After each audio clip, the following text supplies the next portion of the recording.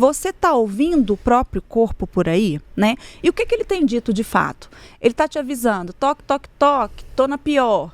Tipo seu carro, quando começa ali, nitidamente está bebendo toda a gasolina que tem no tanque e você está achando que está de boas. Será que o seu organismo, você só está ali lubrificando, mas na verdade tem que trocar uma peça? Bom, sem querer pesar o rolê, mas já pesando, eu quero chuva de comentários porque esse podcast tem a sua participação, porque se faz parte da sua vida... Interessa! Gente, eu tô muito pesada. Clima lá no alto. Né? Mas eu posso começar do começo? Por favor. Posso? Vai lá. Começo? Eu gosto assim. Assim, até pra gente entender como a Tatiana abriu o programa, não é algo que se fala tanto e que a gente tem tanto domínio sobre. Uhum. A sua área, doutora Suiane, ela dá atenção para qual parte do corpo, especificamente? Então vamos lá.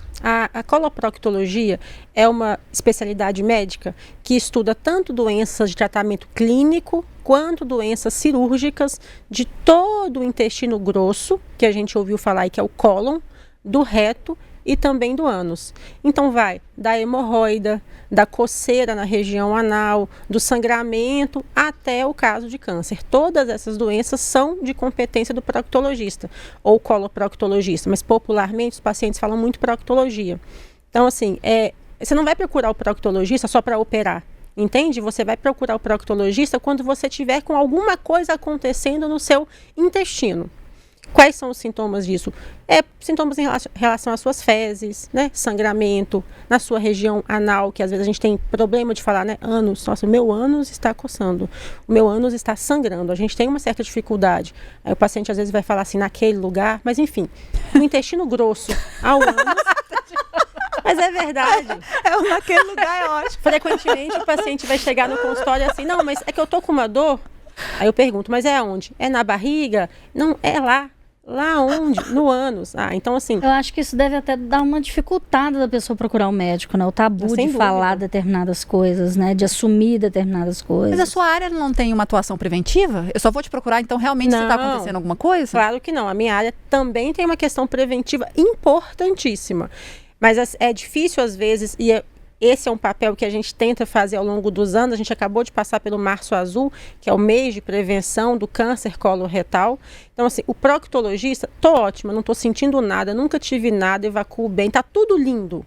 Ainda assim, aos 45 anos, eu vou procurar pelo menos uma vez para passar por uma avaliação clínica e entender, porque eu preciso fazer o trabalho também preventivo, considerando que você não tem nenhuma história na sua família, outras questões. Não, eu tenho um tio, um primo, um avô que teve um câncer de intestino que tem um problema. Então você vai quando? Em qualquer momento, para você passar por uma consulta de aconselhamento, entender aquela história familiar é importante para você até que ponto? É o seu irmão ou é o seu trisavô? Entende? Eu preciso passar por essa orientação. Então assim, se não tem nada a partir dos 45 anos, se tem um sintoma, uma história familiar a qualquer momento. E essa idade vale tanto para homens e mulheres? Ou tem alguma diferença? Não, né? Não, essa idade é tanto para homem quanto para mulher. O que acontece é o seguinte, essa idade foi 50 anos. Até muito pouco tempo era 50 anos. O Ministério da Saúde do Brasil ainda fala em 50 anos, tá? Na literatura oficial. Mas as sociedades, inclusive a Sociedade Brasileira de Coloproctologia, baseado nos estudos mais recentes, nas recomendações de outras diretrizes americanas, já trouxe essa idade para 45, justamente por causa desse adoecimento de pessoas cada vez mais jovens, né? Então essa idade foi para 45, será que ela vai um dia para 40? Não sei, mas a gente tem que acompanhar a tendência da população, porque isso é muito dinâmico, né?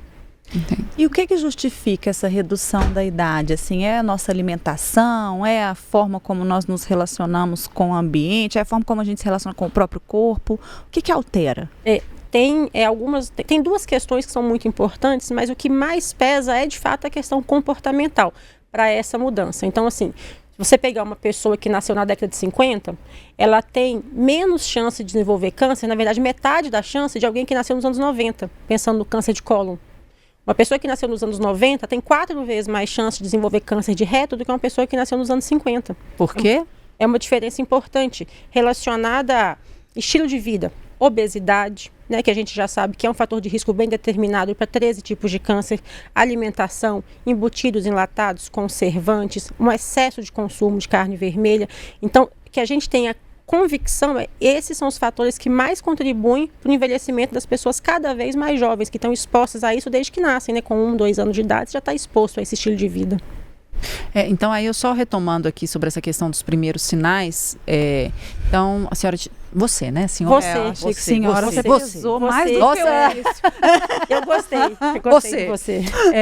O que a gente tem que observar, algum tipo de coceira no ânus, sangue nas fezes, e tem mais alguma coisa que, tirando o fator da idade, né, que já seria recomendado por questões preventivas, tem algo a que a gente possa olhar? A Thalita pontuou essa questão do tabu, deve ser dificílimo levar as pessoas para uma consulta, se ela não tiver algo. Até para prevenção, né? A pessoa não fala nem o nome. Quem dirá é no médico para... Como é que é essa consulta?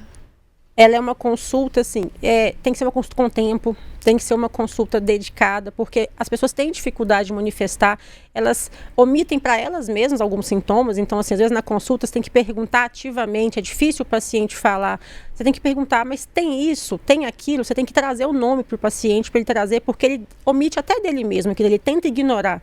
Você pergunta que cor são as suas fezes, ele fala, não sei, nunca olhei, faço e dou descarga, quero gente, ver. Quem não olha? Todo dia, toda hora? Eu acho que não é comum mesmo isso de olhar, não. né? Eu olho. Mas deveria Mas tem que olhar, você tem que saber a quantidade, o aspecto, é grande, é pequeno, é fino, é grosso, é marrom, é preto, é vermelho, tem sangue, não tem sangue. Você precisa dessas informações, você tem que olhar antes de dar descarga, antes de dar tchau. Você precisa olhar, você precisa saber, você precisa conhecer seu corpo, conhecer as suas secreções, o que você excreta do seu corpo, seu xixi, seu cocô, é importante. Então, assim, as pessoas às vezes não conhecem. E fala muito da gente, né? E qual que é o formato ideal do... Qual é o formato ideal das fezes? Porque, sei lá, às vezes, quando você dá uma desarranjada, ela fica mais líquida, aí você já sabe que está errado. Mas, às vezes, não precisa estar líquida para estar errada, né? Tem outros fatores ali que a gente pode observar. Tem demais. Assim, existe uma escala, a gente tem um nome técnico para isso. É uma escala que dá 7 tipos de fezes, vamos dizer assim. Do mais durinho, que é aquele cocô de cabritinho, que a gente conhece, de bolinha ou de coelho, algumas pessoas falam, até aquele cocô excessivamente líquido, certo? Eu preciso estar no meio do caminho. Então, no consultório, qual é a expressão que eu uso para o paciente? Seu cocô tem que parecer uma banana madura. Tem que parecer uma salsicha, comprido, fino, liso, sair num esforço só, cair na água e manter o formato.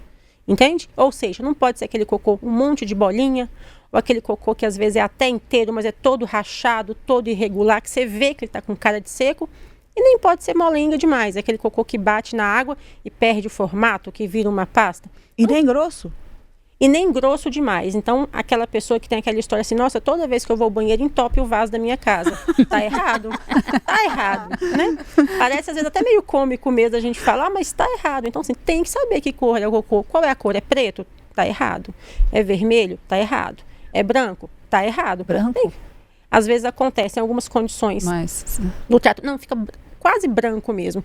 Porque uma das coisas que dão cor, fazem parte de secreções que a gente excreta no nosso organismo.